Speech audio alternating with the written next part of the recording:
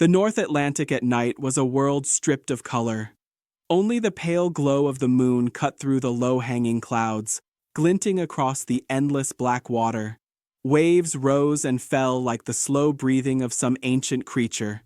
Out here, hundreds of miles from land, a British destroyer plowed forward through the swells, its bow slamming against the icy surface. The ship shuddered with each impact, but the men aboard felt a different shiver, one born not from cold, but from fear. It was 1942, the darkest year of the Atlantic War. Below deck, in a cramped room lit only by a red lamp, a young sonar operator named Thomas Avery leaned over his console. Headphones pressed tight to his ears, he listened to the rhythm of the sea. Most nights it was only the hiss of water, the hum of the engines, and the occasional metallic groan of the hull. But tonight, he felt something else, an unease he couldn't shake. The convoy they were escorting stretched miles behind them, freighters carrying fuel, food, ammunition, and the future of Britain. Somewhere beyond the waves, German U-boats were hunting. He closed his eyes and focused. The ocean had a sound. Danger had a sound too. Up on the bridge, Captain Harold Langley stood with his hands clasped behind his back, staring into the darkness. He knew that the U-boats preferred nights like this, moonlit, calm enough for accurate torpedo shots, quiet enough for surprise. Every British sailor had heard the stories. Ships splitting in half, explosions that lit up the sky, men thrown into freezing waters with only minutes to live. The U-boat was the perfect predator, silent, invisible, and deadly. A sudden vibration rattled the hull. Then, deep within the ship, a single metallic note echoed through the steel. Ping. The captain froze. Down in the sonar room, Thomas's eyes shot open. The sound had not come from the ocean. It had come from their ship, Aztec, the early sonar system, sending out a probing pulse into the black void beneath them. He held his breath, waiting for the return echo. For a moment, there was nothing, just endless silence. Then it came. A faint, sharp reflection, unnatural, metallic, unmistakable. "Contact!" Thomas shouted, his voice cracking with adrenaline. "Strong return at bearing 240. On the bridge, Langley's expression hardened. For months, his sailors had been prey, always wondering when a torpedo might streak toward them from the depths. But this moment, this tiny spark of detection, felt like the beginning of something different. "Helm, come left, prepare to engage." His voice was quiet but firm. Below the waves, inside the tight steel pressure hull of U-557, Kapitän Lieutenant Erich Voss heard the same ping. It reverberated through the submarine like the toll of a distant bell. He had heard pings before, but they were usually faint, scattered, easy to ignore. Not this one. This one was close, too close. His crew looked to him for answers, but even he felt something unfamiliar creeping into his thoughts. A sense that the invisible shield protecting U-boats since the beginning of the war was beginning to crack. "Dive," Voss ordered quietly. "Take us down to 90 meters. As the submarine slid deeper into the cold dark, the destroyer above changed course, its engines roaring as depth charges were rolled into position. The hunters and the hunted were trading places. A new kind of war was forming in the deep, one fought not by sight, but by sound. And tonight, for the first time, the U-boat was not alone in the dark. The dark could now see back. Long before sonar pulses echoed through the Atlantic, long before destroyers learned to stalk submarines with precision, the U-boat held a grip over British sailors that bordered on myth. It wasn't just a weapon, it was a shadow beneath the waves, a threat that could appear without warning and strike without ever being seen. To understand how the tables eventually turned, we must first understand why the U-boat inspired such fear. When war broke out in 1939, Germany possessed a small but highly trained submarine force. These were not crude machines.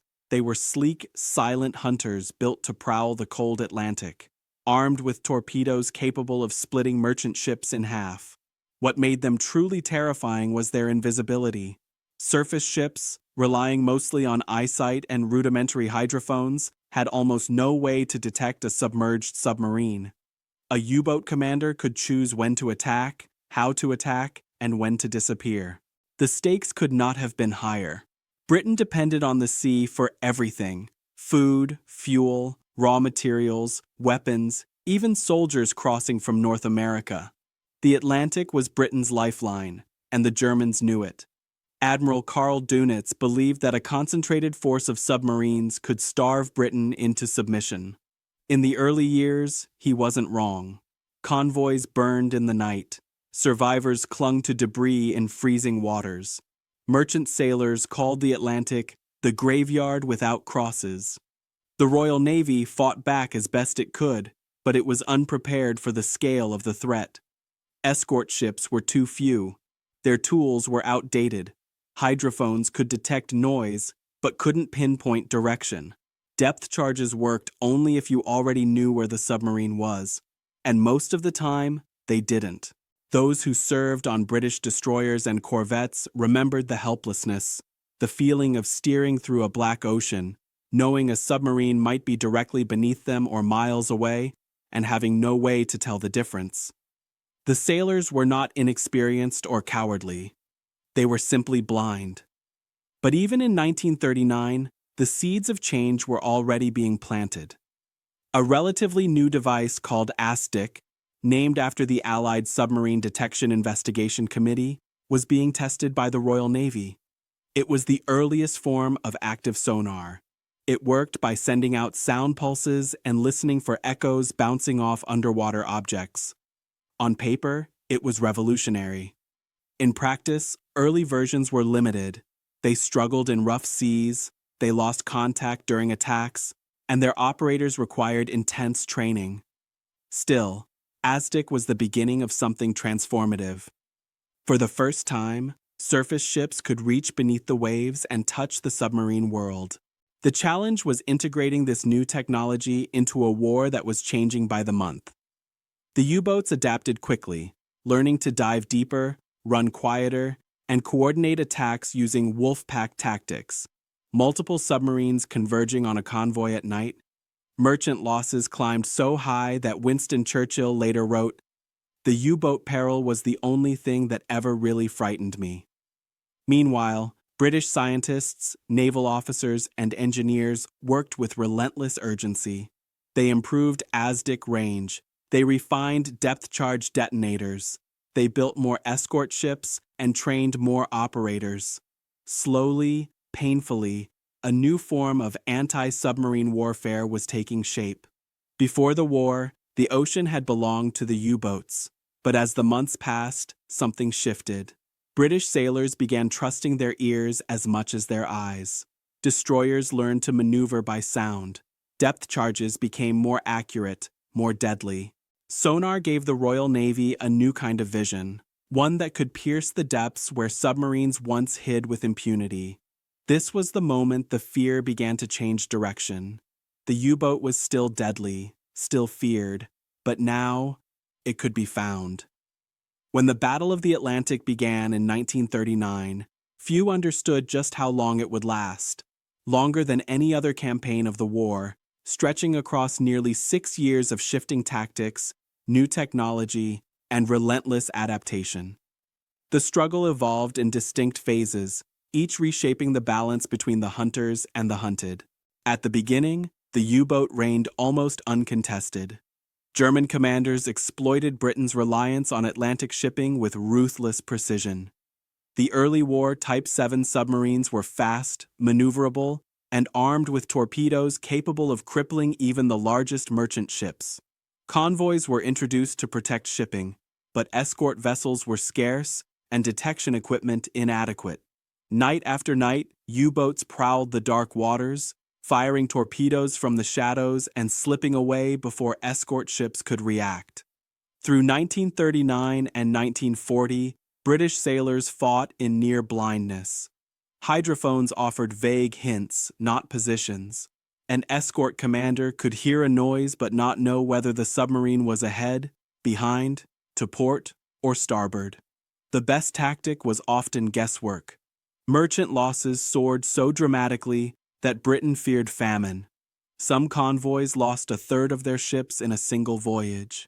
The U-boats were not just a threat, they were a crisis. But even during this darkest period, a quiet transformation was underway.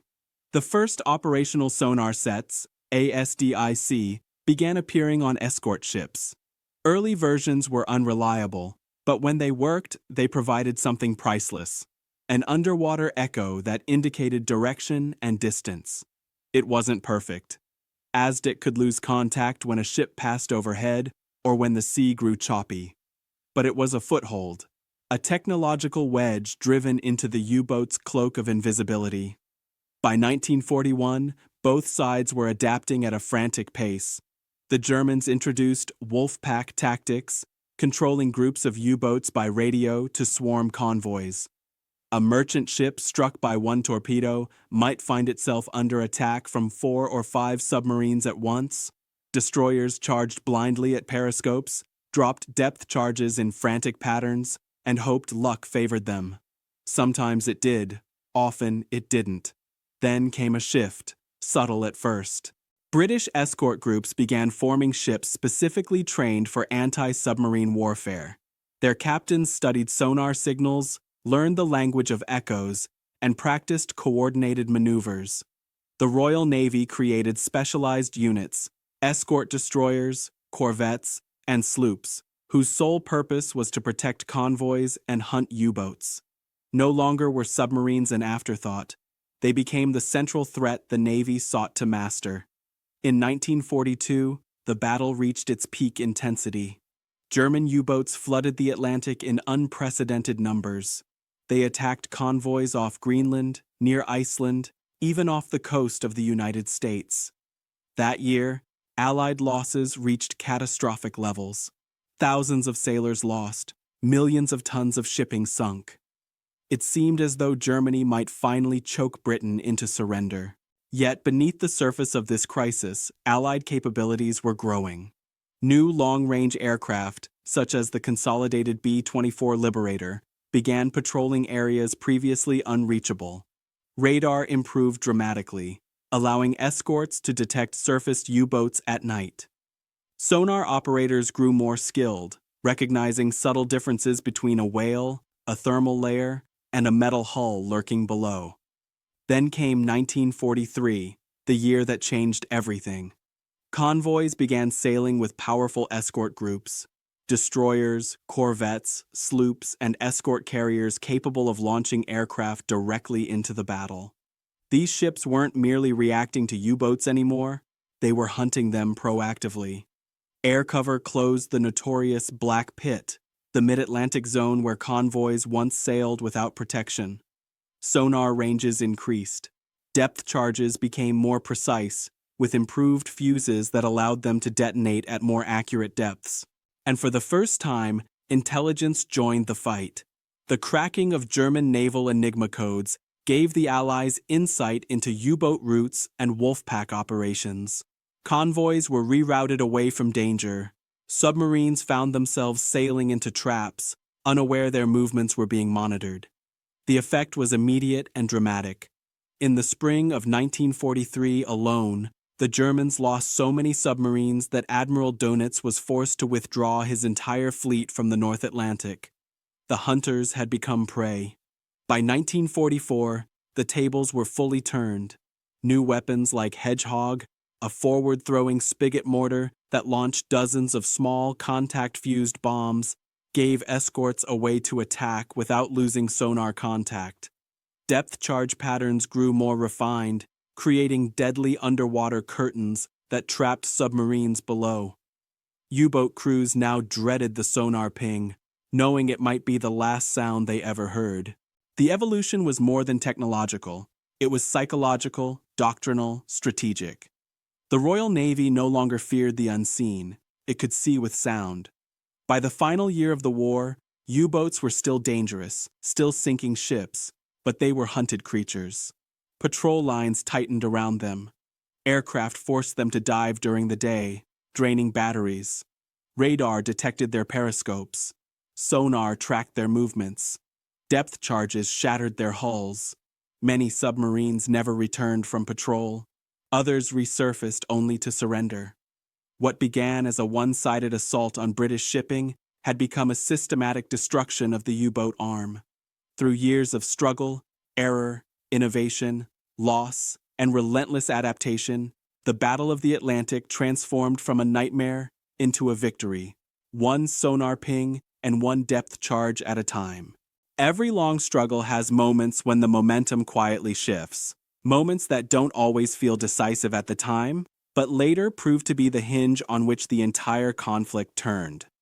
In the Battle of the Atlantic, these turning points were rarely grand victories.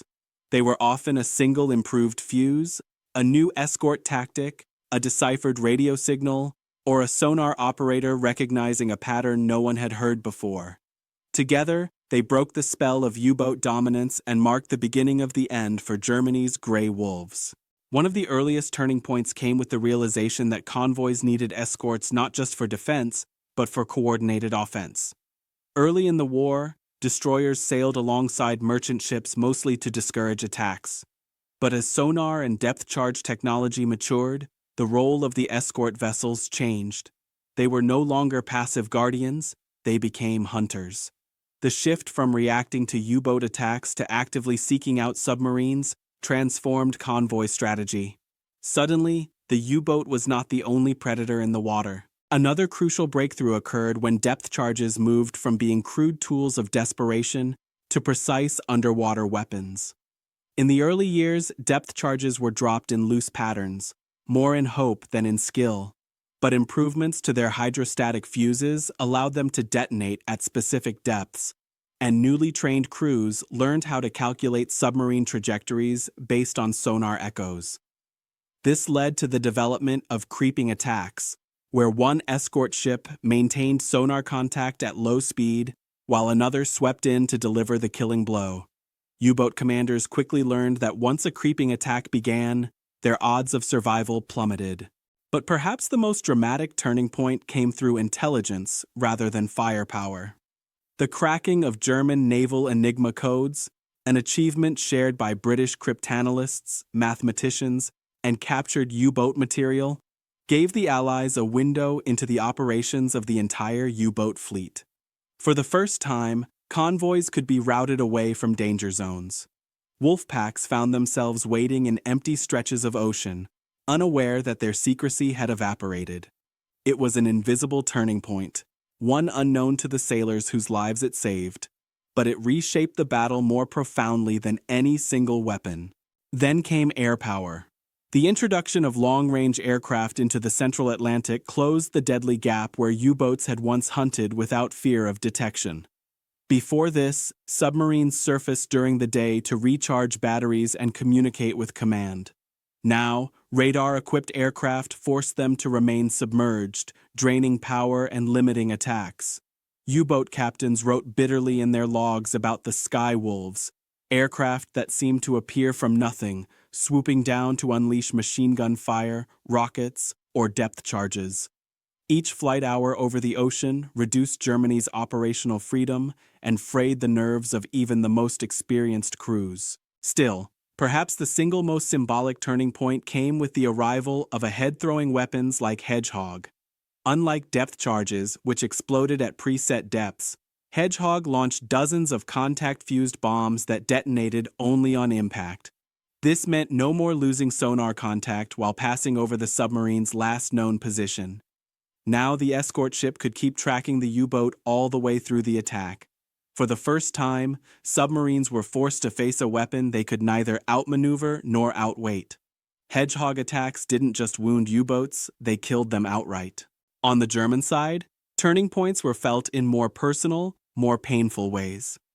U-boat crews who once sailed confidently into the Atlantic began preparing for patrols with a growing sense of fatalism.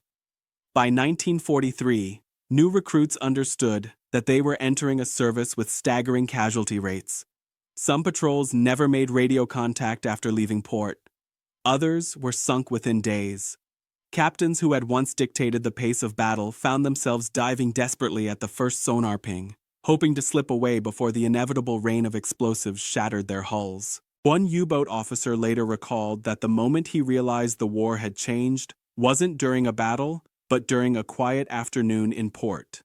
He watched as mechanics inspected his submarine and noticed how many improvements were being rushed onto Allied ships: new radar arrays, new depth charge throwers, new sonar iterations. They were evolving faster than we could survive, he said. It was a simple observation, but it captured the heart of the shift. The Allies were improving by the month. The U-boat fleet was deteriorating by the day. By the end of 1943, the turning point stopped being hints and became undeniable reality. Merchant ship losses dropped dramatically. U-boat losses skyrocketed. Even experienced German commanders admitted that the Atlantic had become a battlefield illuminated by sound. The ocean no longer hid them. Every journey grew more dangerous. Every attack risked a devastating counterstrike. These were the moments when the tide turned, not with a single explosion, but with 1,000 small advancements that slowly stripped the U-boat of its greatest weapon: fear. In the vastness of the North Atlantic, battles were rarely seen. They were heard, felt, imagined. A torpedo strike was a flash of fire in the dark.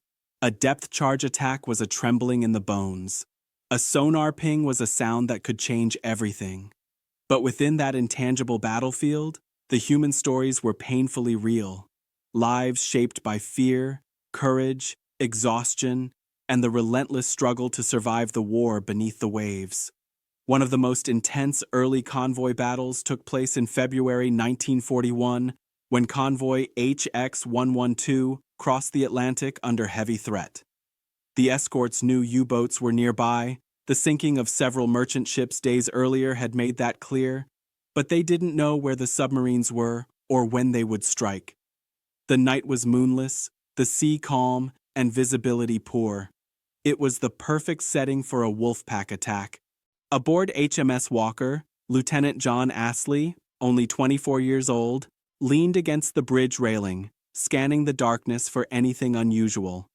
He knew that U-boats preferred to attack on the surface, their silhouettes nearly invisible against the black horizon. Hours dragged on with no sign of danger. Then, shortly after midnight, explosions erupted in the distance. 2 merchant ships engulfed in fire. The convoy had been found.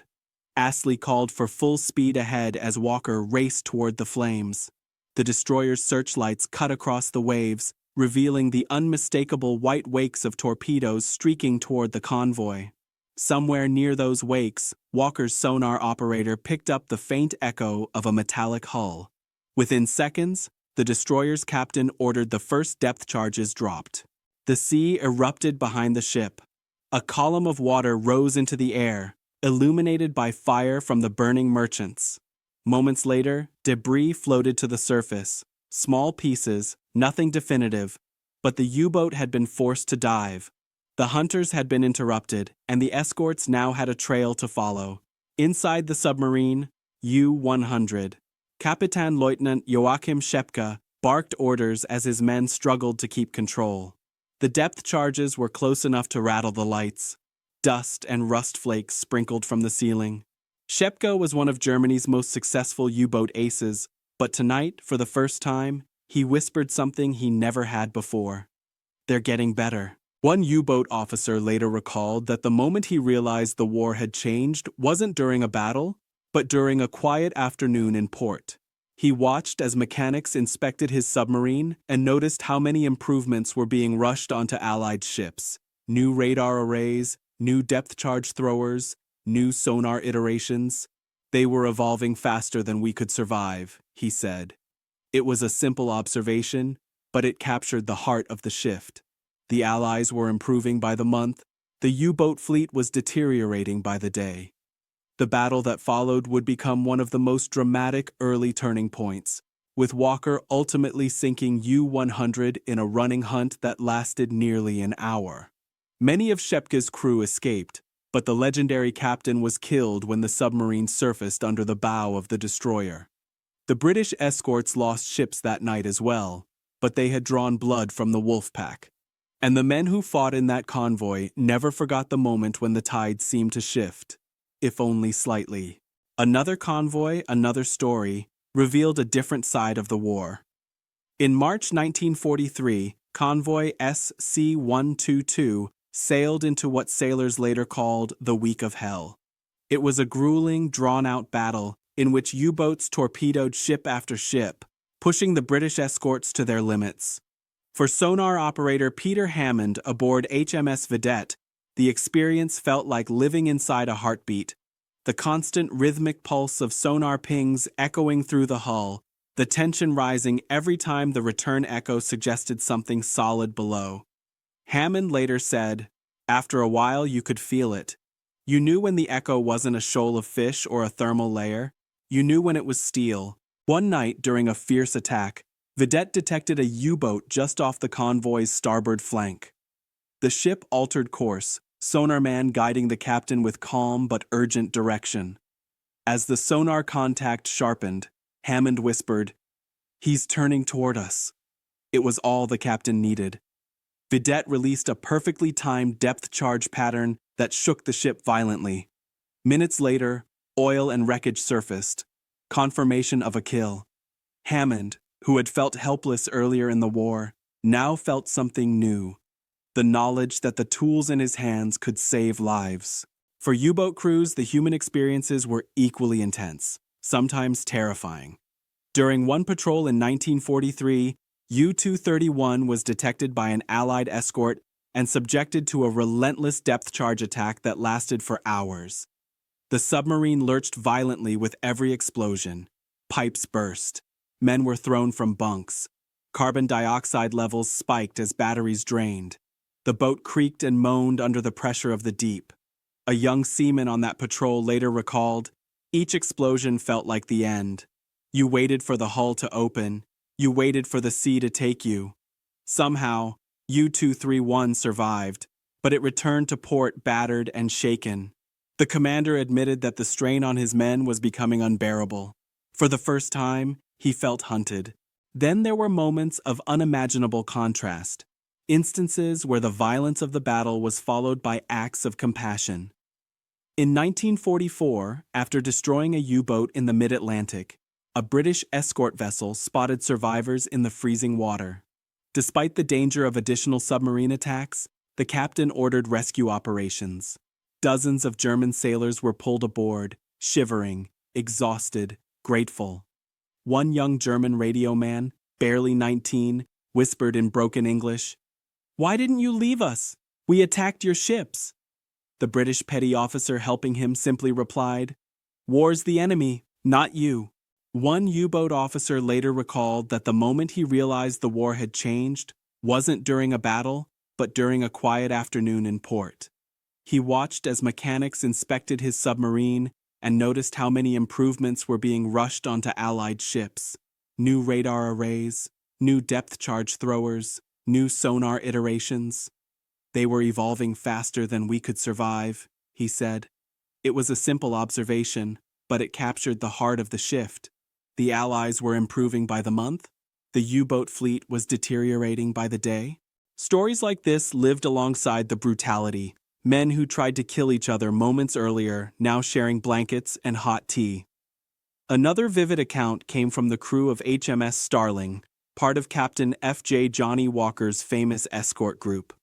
Walker's ships became some of the most feared U-boat hunters in the Atlantic.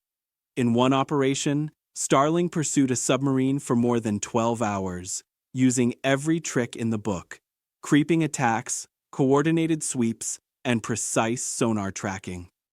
When the U-boat was finally forced to surface, the crew climbed out and stood on the deck, hands raised, as the destroyers closed in. The British sailors watched the men surrender with a mixture of triumph and deep sympathy. The U-boat's captain saluted Walker before stepping into the cold sea to be rescued. It was a moment etched in respect and exhaustion rather than hatred. By 1944 and 1945, these scenes occurred more frequently. U-boats that once prowled with confidence were now destroyed, disabled, or captured. Their crews went from hunters to survivors, from feared predators to exhausted men praying for safe return. In the end, The human stories of the Atlantic War revealed a truth deeper than the ocean itself. Technology may turn the tide, but it is the courage, fear, resilience, and humanity of the people on both sides that give meaning to the struggle. The Battle of the Atlantic was not just a contest of torpedoes, sonar pings, and depth charges. It was a psychological war fought in the spaces between silence and sound. For both British sailors and German U-boat crews, the emotional strain often weighed heavier than the steel of their vessels. Fear lived in every corridor, every bunk, every shift at the controls. And as technology shifted the balance of power, the mental state of the men changed just as dramatically as the tactical situation above and below the waves. For British sailors, the early years of the war were haunted by an enemy they could not see. Convoys crossed the ocean with the knowledge that death could arrive without warning. A torpedo strike in the night came with no smoke trail, no flash, no silhouette on the horizon, just a sudden explosion that lifted a ship out of the water and tore men from their beds. Many sailors spoke of a recurring fear, waking up underwater, trapped in a sinking hull. Others described sleeping in their clothes, boots on, life jacket within reach. Every creak of the ship made hearts race. But the psychological turning point arrived with the first successful uses of sonar. For years, the U-boat was a ghost. Now it had a voice, a location, a rhythm. Sonar operators, trained to interpret echoes and background noise, became the eyes of the fleet. Yet with this new role came a new burden. These young men, often barely out of school, carried the responsibility of distinguishing enemy submarines from whales, schools of fish, temperature shifts, or even the ship's own wake. One wrong call could cost hundreds of lives. Some sonar operators described the job as listening to danger breathing. The steady ping followed by the faint metallic echo could tighten a man's chest like a fist. When a contact sharpened, everyone aboard knew what it meant. Battle was coming. Sonar rooms became pressure chambers where the weight of expectation was almost physical. Meanwhile, the psychological landscape aboard U-boats transformed in the opposite direction. At the beginning of the war, submarine crews felt invincible. They moved silently through the ocean, struck without warning, and vanished into the depths. Their morale was high, fueled by early victories and the belief that the Atlantic belonged to them. But as sonar grew more accurate and depth charges more lethal, their confidence eroded. The once silent hunter now lived in a world of constant tension. A single ping echoing through the hull could send a shockwave of fear down the narrow passageways. The sound meant they had been found. It meant the destroyers above were listening, tracking, closing in. One German seaman later said, "The ping was the sound of death knocking." During depth charge attacks, the psychological strain became almost unbearable. Men clenched their teeth as explosions hammered the hull. Pipes burst. Lights flickered. Batteries leaked acid. Even when the submarine survived, the emotional toll lingered. Some crew members developed tremors or insomnia.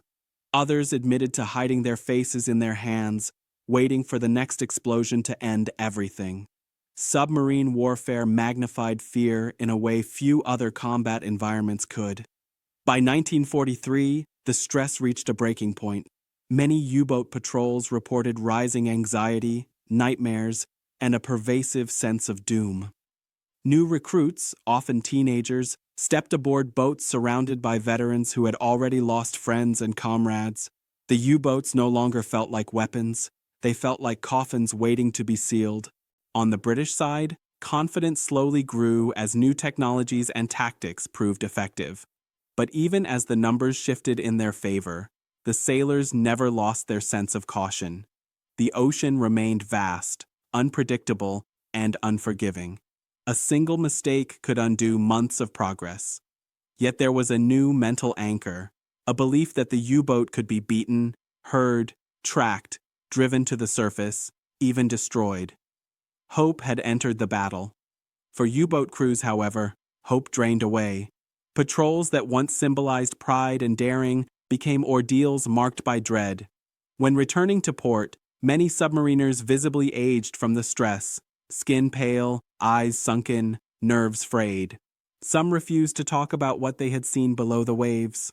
Psychology shaped the outcome of the Atlantic War as surely as sonar shaped its tactics.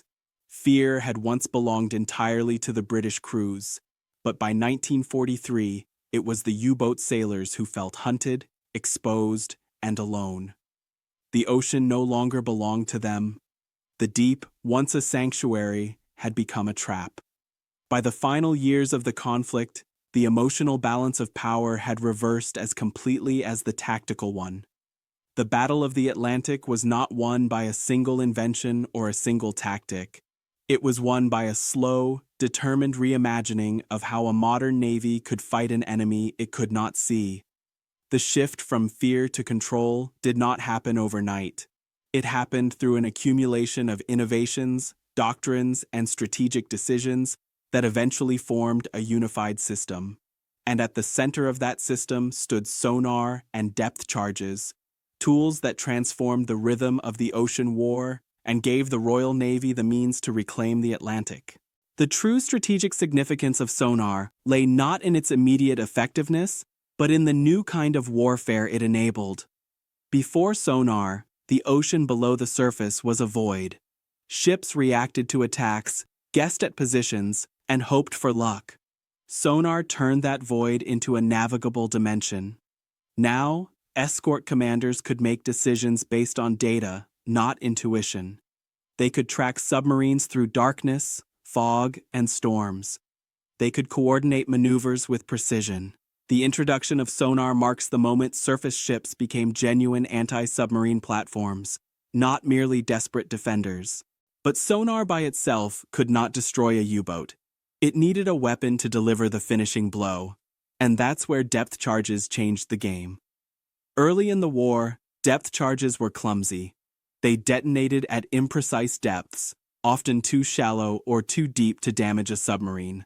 But as sonar detection improved, so did the weapons designed to exploit that detection. New fuses allowed depth charges to detonate at exact pressure levels. Improved throwers allowed escorts to launch them in precise patterns, creating deadly underwater cages that trapped submarines in explosions. Instead of guessing where a U-boat might be, escorts now had the means to hit it where it actually was. Together, sonar and depth charges created the foundation of modern anti-submarine warfare. But their strategic significance only became clear when combined with advancements in intelligence, air power, and naval organization. One of the most important strategic factors was the breaking of the German naval Enigma codes. Intelligence fed directly into escort planning, convoy routing, and hunter-killer operations. Sonar allowed ships to find submarines. Enigma allowed the Allies to know where to look. The synergy between these capabilities cannot be overstated. Without sonar, intelligence was useless. Without intelligence, sonar was overwhelmed. Together, they formed a network of knowledge that cut deep into the operational effectiveness of the U-boat fleet. Another strategic force multiplier came with the expansion of Allied escort vessels. Early destroyers were not enough to protect every convoy. But as the war progressed, corvettes, frigates, sloops, and purpose-built anti-submarine ships joined the fight. These vessels worked not in isolation, but as part of coordinated groups. The British developed escort groups with shared doctrine, shared experience, and shared confidence in sonar tactics.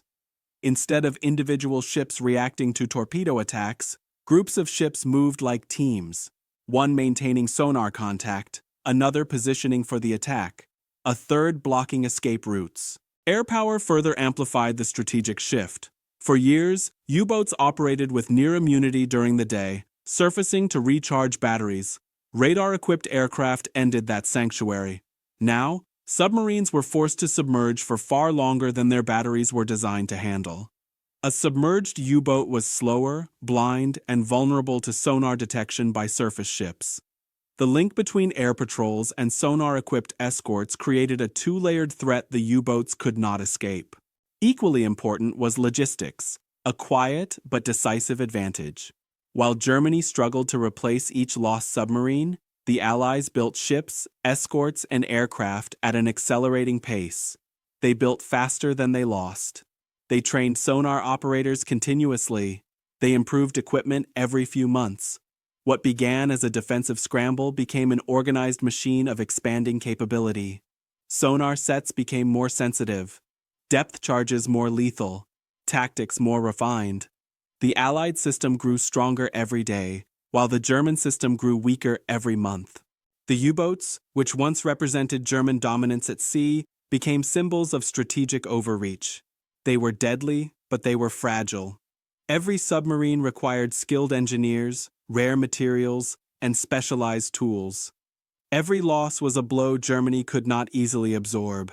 But every improvement to sonar or convoy tactics made the Atlantic more dangerous for the submarines. The Germans were fighting an enemy with deeper resources, faster adaptation, and increasingly sophisticated tools. By mid-1943, the strategic significance of sonar and depth charges was unmistakable. The Atlantic War had flipped. U-boats that once attacked with impunity now approached convoys with hesitation. Many never returned from their patrols. Commanders who once celebrated high kill counts now faced casualty rates so devastating they were almost unheard of in modern warfare. But the significance ran deeper still.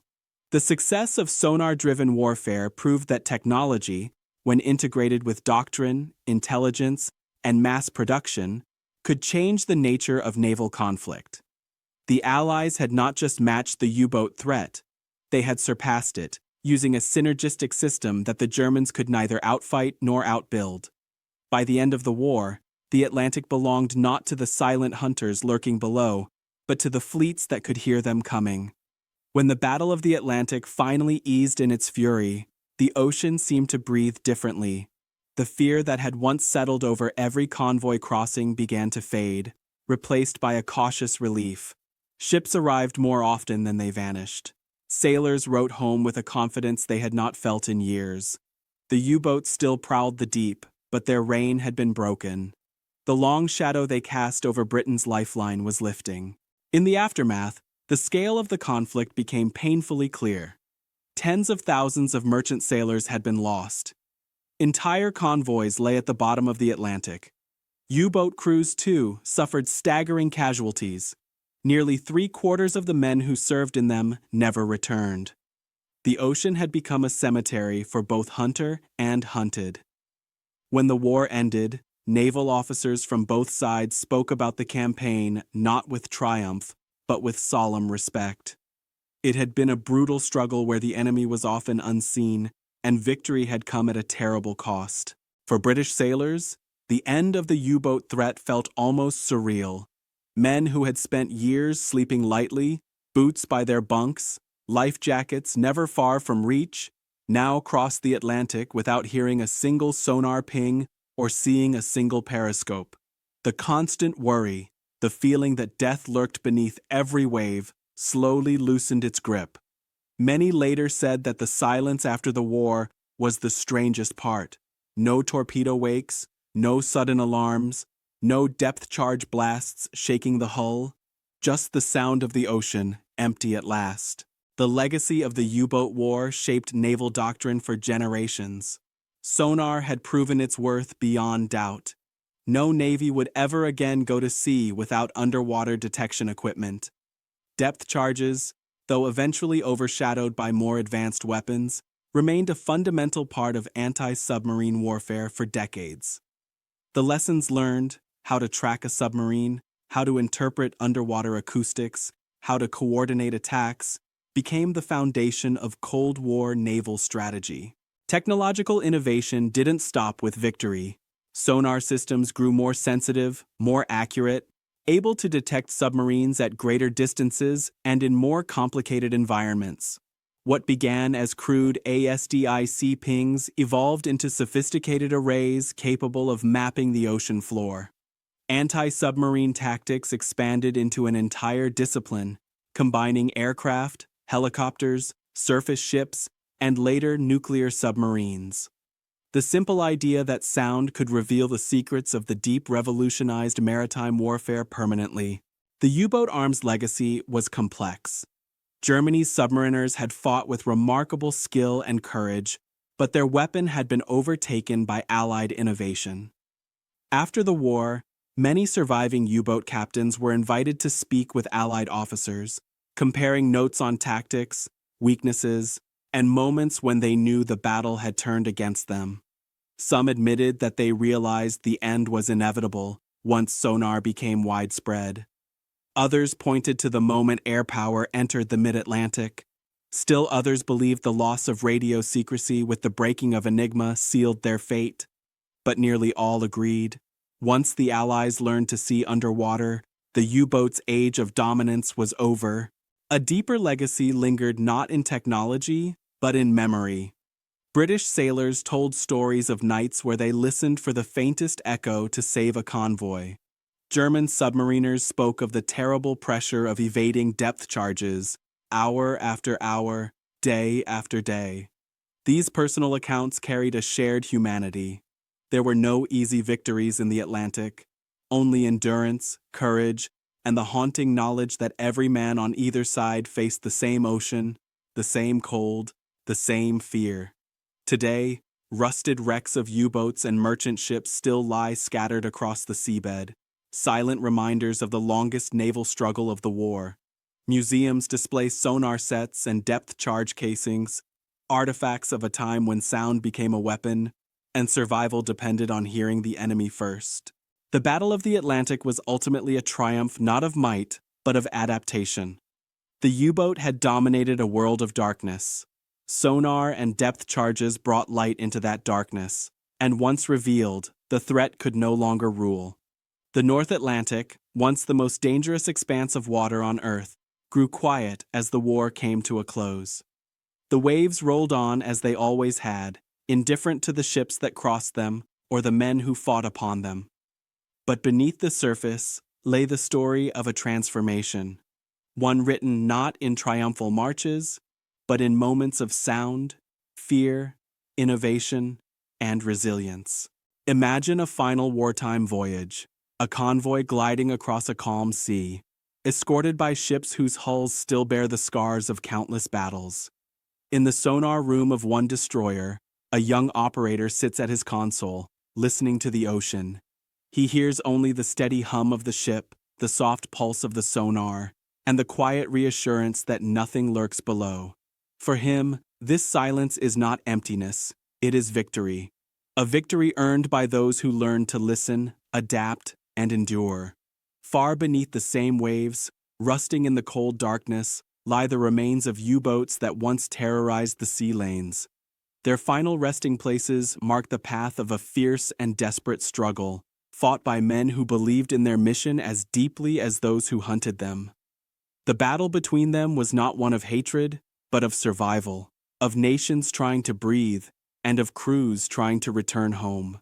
In the end, the story of the Atlantic is the story of how fear shifted, how the U-boat, once the shadow threatening every convoy, became the pursued, how sound pierced the deep and stripped away invisibility, how technology turned uncertainty into clarity and darkness into something that could be understood.